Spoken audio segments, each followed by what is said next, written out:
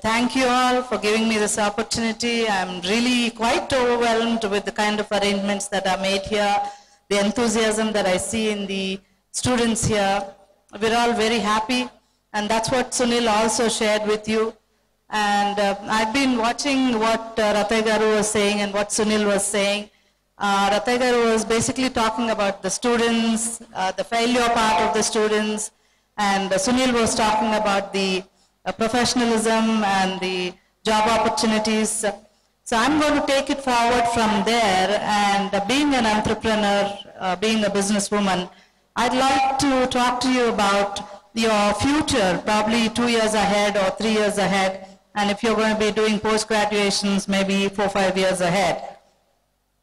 I thought I'll take this opportunity to convey what and how many CEOs of the best of Fortune 500 companies are and what made them successful. As Sunil said, not fashion, but passion is the way. If you are going to start thinking of how am I going to make money, not too much money is going to be on its way. What you really need to do is figure out what really triggers the interest in you and see the end of it. I keep telling my children also, you just can't be something. You have to be everything about that something that you want to do. You should be an expert, you should be a specialist, which will certainly give you an edge, and you should see the best of what you want to do. And the money bags are just going to follow you. All companies do have long-term goals and short-term goals, and sometimes if your long-term goal is very high, very big, you may have short-term goals which are not achievable, which meaning you may incur losses in the short run, in the short term, but eventually you're going to achieve your long-term goals. But sometimes we're more concerned about the short-term goals, and we're worried that we're losing money, and you compromise. And these compromises lead you to remain a small company forever. And it's also very important to reprioritize your goals. With changing times, business dynamics change too. So as you go on, you need to know what you have to be doing next and reprioritize. And in this journey, you have to walk a long way, and you want to make it big, you want to create a big corporation, make big turnovers, earn a lot of money. You have to run ahead of your team so that your team runs with you, not just walks. To be a successful business person, you have to be a good leader. Sometimes you have to lead, sometimes you need to follow. There's already somebody who's set a trend. It's enough if you follow too. And it's also important to know when to give it away to somebody and move on to the next project. Because when everything is set, others will be able to manage it for you. As Ratay Garu was saying, failure is something that every successful entrepreneur has faced. Sometimes it comes in the beginning. It is better that way rather than you have it towards the end, which the failures towards the later part or when you're too big are more dangerous than the failures when you face it in the beginning stages. But what one has to do is quickly make the necessary changes when there is this failure, and I am telling you, we have seen it, that you will overcome the crisis and you will grow bigger and reach your ultimate goals finally. It's always important to hire smarter people than you. Don't think if people are going to be smart, they're going to put you down and probably they will take over, and if that is the case, anyway you will have to exit. We all want to do many things in life. We want to achieve several things, but it's very important to set your priorities. As Mr. Sunil was saying, focus on one thing. I'm saying at least prioritize 5 things that you want to do and work towards it. And certainly you will be able to achieve it. Most often what happens, we've reached a stage, we are comfortable, we are doing well, complacency sets in, and that is when you get pulled down. You know, stagnancy and complacency are very dangerous for any business. Many a times after your college, you partner with people and everybody wants to sit in the CEO seat or the chairperson seat, but that is not going to take you anywhere. It is very important to know whose strength is what and take on the roles that suit your strengths so that you really can translate your dream into reality together, share the benefits together. It's very important to be mentally strong to be successful, and all strong people do welcome change because change is imminent. It's very important to have control on your emotions because that is what you're projecting. Therefore, your response to what you're saying is, when you're interacting, when you're countering, your response has to be well measured because your attitude is being exhibited, you're creating an image, you're setting a path for your your employees, your co-partners. What is very, very important is, however big you want to be, you have to remember to be kind, generous, and fair, because in the long run, this is what is going to keep you always there. If you're going to make it big by cheating somebody, certainly there will be somebody who's smarter and who can outsmart you, but being fair to all your partners, that's what we call all your shareholders. They can be your employees, your customers, your investors. Being kind, fair, and being right will keep you there always. And when necessary, you should be bold to speak up rather than be worried whether you will be upsetting somebody. At the appropriate time, you should convey what is right for the organization, overcome the current crisis. But, being self-aware and, it really keeps you, and having learned the lessons of the past, you can emerge successfully in the future. And yes, someone did mention about being inferior.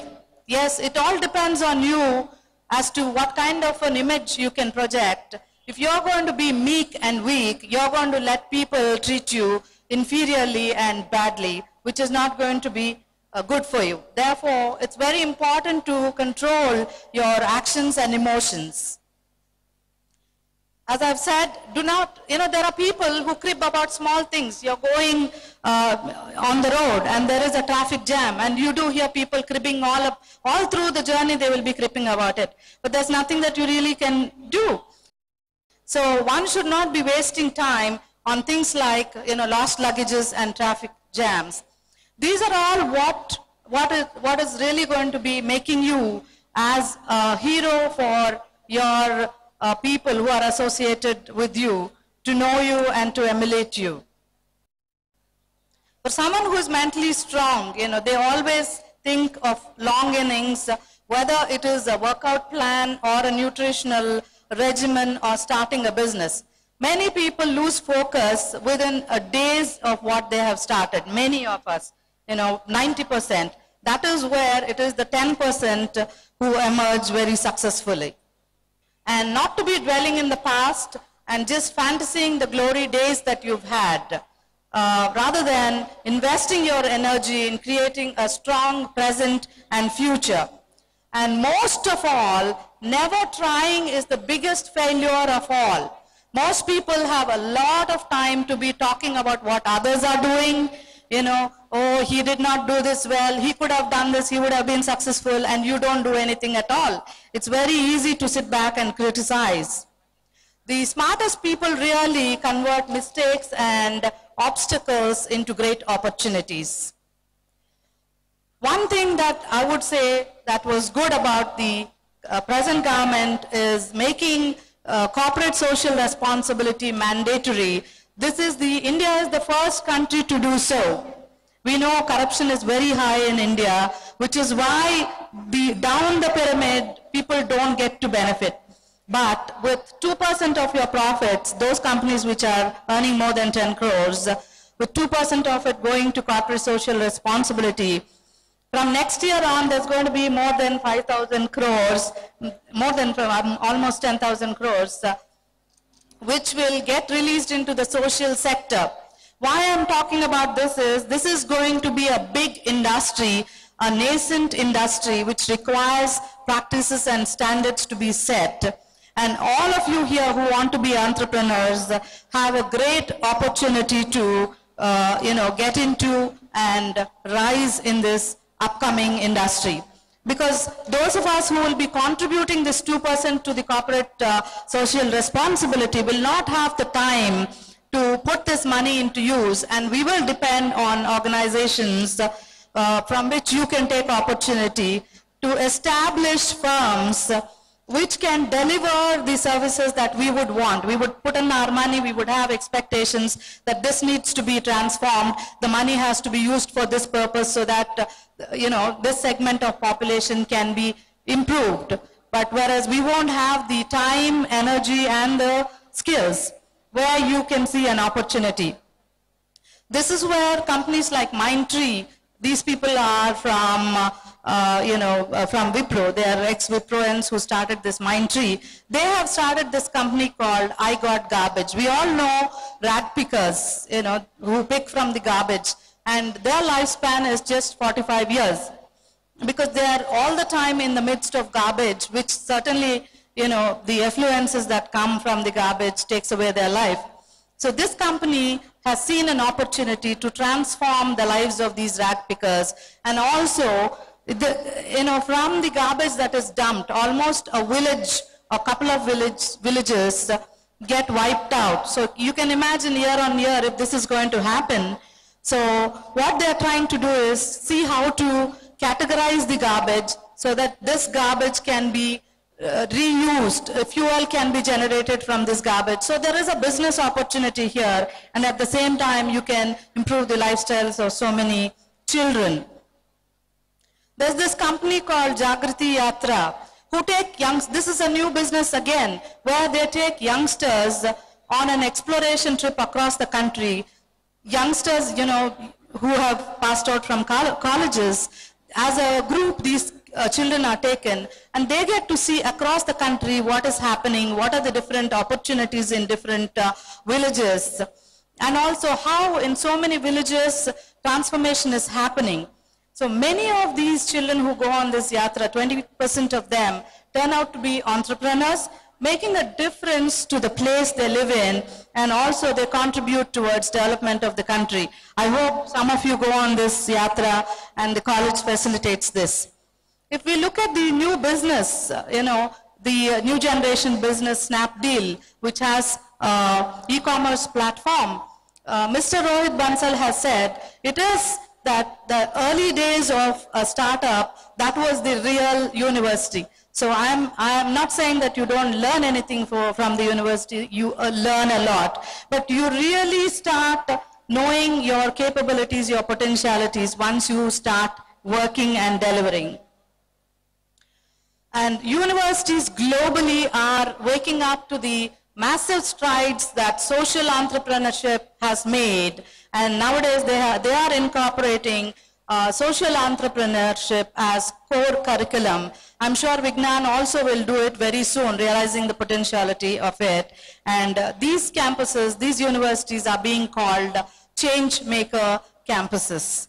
Thank you very much. I hope we today could contribute something to you, if not for now, for the future. And I'd like to thank the college management and Rattai Garu and everyone here for giving a good listening to what we have. So thank you once again.